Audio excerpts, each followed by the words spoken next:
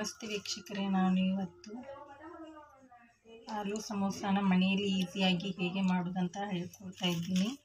ನೀವು ಕೂಡ ಈಸಿಯಾಗಿ ಇದನ್ನು ಮನೆಯಲ್ಲಿ ಮಾಡ್ಕೋಬೋದು. ಹಾಗಾದರೆ ಮಾಡೋಣ. ಮೊದಲಿಗೆ ಆಲೂಗಡ್ಡೆಯನ್ನು ಈ ರೀತಿ ಸಿಪ್ಪೆ ತೆಗೆದು, ನಾನು ಇಲ್ಲಿ 3 ಆಲೂಗಡ್ಡೆಯನ್ನು ಕಟ್ ಮಾಡಿ ಸಿಪ್ಪೆ ತೆಗೆದು ಕಟ್ ಮಾಡಿ ಈ ರೀತಿ ಕುಕ್ಕರ್ನಲ್ಲಿ ಹಾಕಿದ್ದೀನಿ. ಅದರ ಜೊತೆಗೆ ಸ್ವಲ್ಪ ಹಸಿ ಬಟಾಣಿನ ಹಾಕಿಕೊಂಡಿದ್ದೀನಿ. ಈಗ ಇದನ್ನು 2 ವಿಜಲ್ ಕೂಗಿಸ್ಕೊಳ್ಬೇಕು. ಮೊದಲಿಗೆ 2 ಕಪ್ಪಷ್ಟು ಮೈದಾನ ಹಾಕಿಕೊಳ್ಬೇಕು. ಇದಕ್ಕೆ ಅರ್ಧ tea spoon ajwain, tea spoon ಜೀರಿಗೆ, ಟೀ ಸ್ಪೂನ್ ಕಲಂಜಿ, ತಕ್ಕಷ್ಟು ಉಪ್ಪು, ಬೇಯಿಸ್ಕೊಂಡಂತ 2 ಸ್ಪೂನ್ ಬೆಣ್ಣೆನ ಹಾಕೊಳ್ತಾ ಇದ್ದೀನಿ. ಇವೆಲ್ಲವನ್ನು ಚೆನ್ನಾಗಿ ಮಿಕ್ಸ್ ಮಾಡ್ಕೋಬೇಕು. ಕೈಯಿನ ಸಹಾಯದಿಂದ ಚೆನ್ನಾಗಿ ಎಲ್ಲವನ್ನು ಹಿಟ್ಟನ್ನು ಚೆನ್ನಾಗಿ ಮಿಕ್ಸ್ ಮಾಡ್ಕೋಬೇಕು. ಚೆನ್ನಾಗಿ ಮಿಕ್ಸ್ ಮಾಡ್ಕೋದ್ರಿಂದ ಸಮೋಸ ಕ್ರಿಸ್ಪಿಯಾಗಿ ಬರುತ್ತೆ. ಆಮೇಲೆ ಹಾಕ್ತಾ ಹಿಟ್ಟನ್ನು ನಾದ್ಕೋಬೇಕು.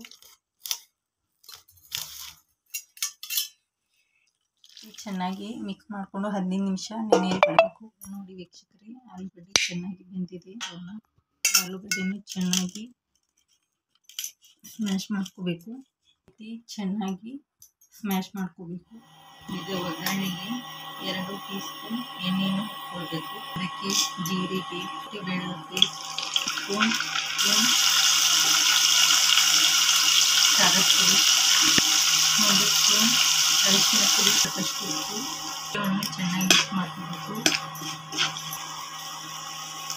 ಸರಿ ಯೂಸ್ ಮಾಡ್ಕೊಂಡಂಥ ಗೋಡಂಬಿ ಇದರ ಜೊತೆ ಚೆನ್ನಾಗಿ ಫ್ರೈ ಮಾಡ್ಕೋಬೇಕು.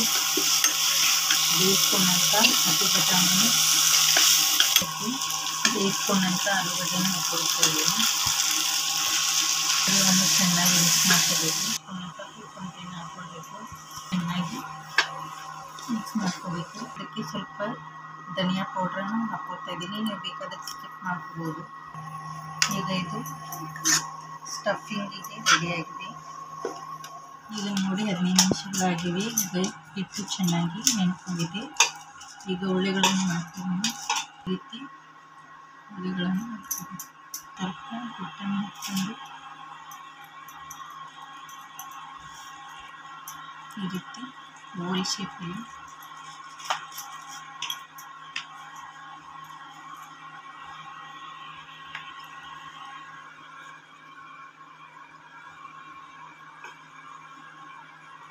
ಈ ರೀತಿ ಚೆನ್ನಾಗಿ ಲಟ್ಟಿಸ್ಕೊಳ್ಬೇಕು. ಸೆಂಟರ್ಗೆ ಈ ರೀತಿ ಕಟ್ ಮಾಡ್ಕೋಬೇಕು. ಲಟ್ಟಿಸ್ಕೊಂತ ಎಲೆಯನ್ನು ತೆಗೆದುಕೊಂಡು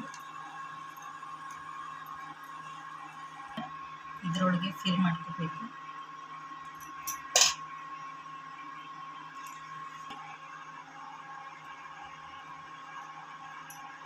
ಚಿಕ್ಕದಾಗಿ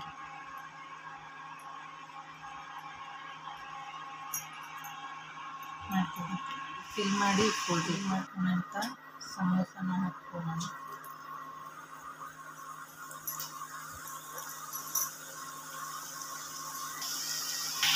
ಈಗ ಇದನ್ನು ಇನ್ನೊಂದು ಬದಿಗೆ ತಿರುಗಿಸ್ಕೊಳ್ಬೇಕು. ಈಗ ಗೋಲ್ಡನ್ ಬ್ರೌನ್ ಬರೋವರೆಗೆ ಚೆನ್ನಾಗಿ ಫ್ರೈ ಮಾಡ್ಕೋಬೇಕು. ಲೋ ಫ್ಲೇಮಲ್ಲಿ ನೋಡಿ ವೀಕ್ಷಕರೇ, ಚೆನ್ನಾಗಿ ಗೋಲ್ಡನ್ ಬ್ರೌನ್ ಆಗಿದೆ. ಇದನ್ನು ಒಂದು ಪ್ಲೇಟಿಗೆ ತೆಗೆದುಕೊಳ್ಳೋಣ.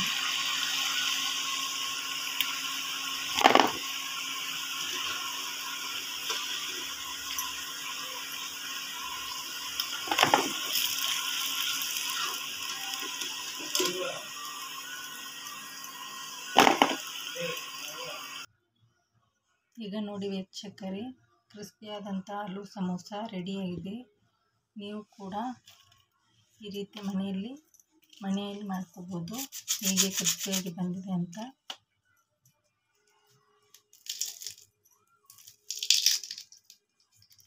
ನೋಡಿ ಚೆನ್ನಾಗಿ ಬಂದಿದೆ ಅಂತ ನೀವು ನೋಡ್ತಾ ಇರ್ಬೋದು.